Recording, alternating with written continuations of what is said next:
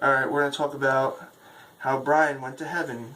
A lot of people aren't going to believe this story because people don't believe in heaven and hell and all that shit. Some people are going to think I'm crazy and everything. But you know what? Whatever.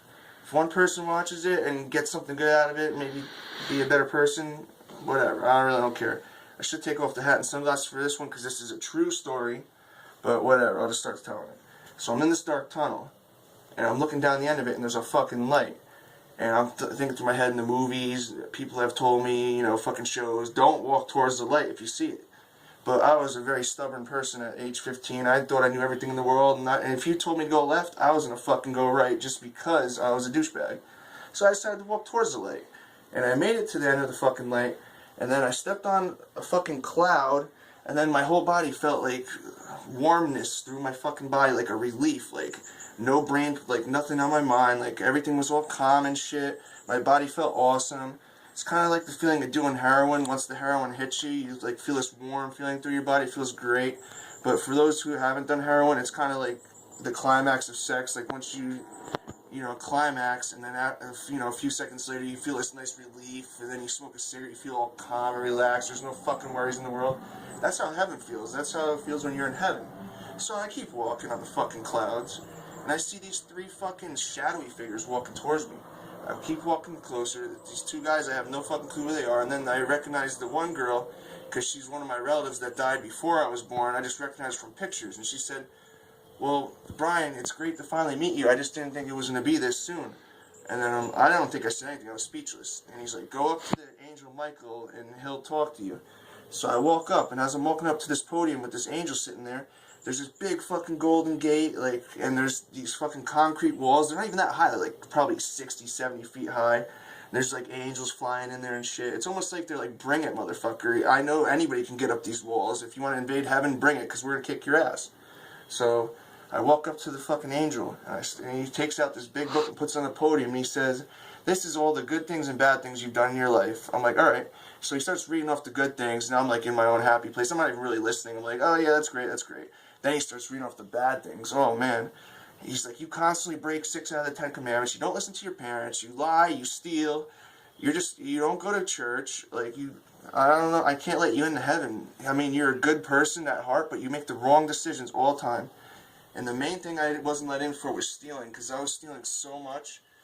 I don't know. I was making $700 to $1,000 a week when I was 15. I'm not going to say how, but I don't do stuff like that anymore. I don't do drugs. I don't do any of that stealing. I don't do that shit no more. So whatever. So when they tell me I couldn't go in, I'm like, "Come on, please, give me another chance on earth. I didn't even want to go to heaven. I'm like, give me another chance on earth so I can redeem myself." He's like, "Nope, it's in God's hands now." And then, boom, you can't walk on clouds no more. You're fucking free falling. Boom. Not like this. You can't do a skydiving position. You're going like this, like going fucking 10 miles, 10 times faster than a skydiver. Down, down, down, down. And all you can see is blue skies on your left, and then you see this brown, cracked fucking floor. It's dirt. There's nothing. Then the fucking ground opens up. You keep falling. You keep falling. It feels like you're falling forever. You see each layer of dirt, like it's a little bit of a different color. Then once you get down to the dinosaur bones, then you know that you're getting fucking close to where you're going. Then you look down, I look down, and I'm like, there's 5 shadowy figures in a circle.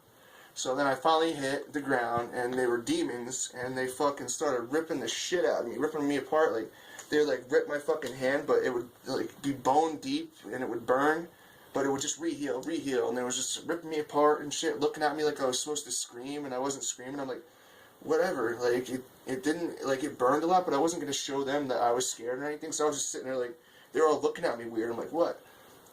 So eventually, after like 10 seconds of getting ripped apart, I'm like, you know what, I don't want to do this for eternity. This might be for eternity. I know I'm dead but now, so I don't want to do this anymore. So I started praying to God and everything. I wasn't really that sincere at first, but, eventually I just kept praying and praying, getting ripped apart and shit. Then eventually I just fucking wake up, not wake up, like all of a sudden I'm back on Earth and I'm screaming, and like my friends are like, "Yo, why the fuck you screaming?" I'm like, "Don't worry about it." And then like 10 minutes later I'm like, "Yo, was I sleeping before?" My friend's like, "No, your eyes were open the whole fucking time." I'm like, he's like, "I thought you were mad at me because I was talking to you. Your eyes were fucking open and you weren't answering me." I'm like, "Oh yeah, don't fucking worry about it." But I don't know if it wasn't a dream. It felt like it felt like real. It didn't feel like a dream. In a dream, like your vision's blurry a lot. This was real shit. This was real, getting real pain and shit. Now I'm lucky. Now I have a cheat sheet. I know how to get into heaven now, because I know what not to do, and now I know what to do. So you can all not believe me. I really don't give a fuck. But it is a pretty interesting story, and it's a true story, and that's it. Like, that's all there is to it.